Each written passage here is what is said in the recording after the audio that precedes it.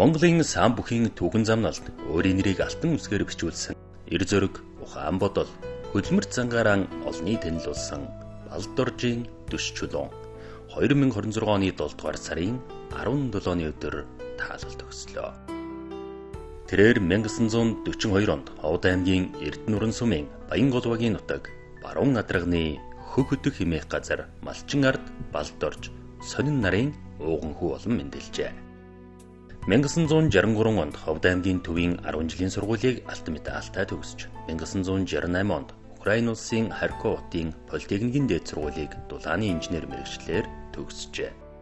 Эрчим хүчний салбарт 40 гаруй жил зүтгэсэн тэрээр дулааны 3-4-р цахилгаан станц, материал техникийн хангамжийн улсын хороо, тоног төхөөрөмж хангамжийн ерөнхий газар, баг хангаа дүүргэх металл техник хангамжийн газар, дулааны 4-р цахилгаан станцын Оросын холбооны улс дахь бүрэн эрхт элчин зэрэг олон хариуцлагатай албан тушаалыг үр бүтээлтэй хашиж, хамт олонныхон хүндлэл, итгэлийг хүлээсэн нэгэн байлаа.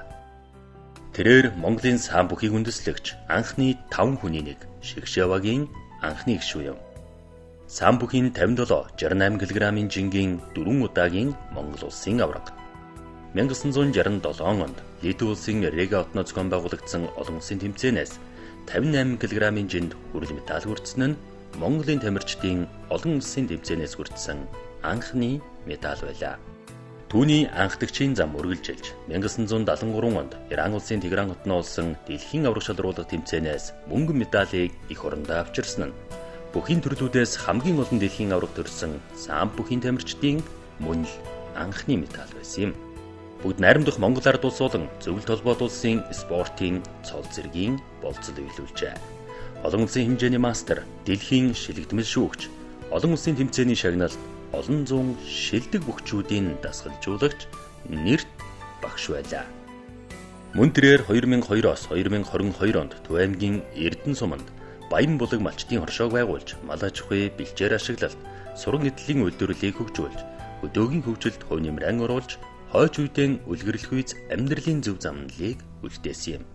Түүний хөдөлмөр зүтгэлийг төр засгаас өндөрөөр үнэлж, 1973 онд Алтан гад содон, 2012 онд хөдөлмөрийн гавьяаны улаан тугийн одон, ардын хувьсгалын ой медалууд, салбарын тэргүүний ажилтан, шин бүтээлч, оновчтой саналын эзэн, 5, 6, 7, 8 дугаар 5 жилийн гавшгаад зэрэг цол зэргээр шагнасан түүний ажлын үнцэн юм.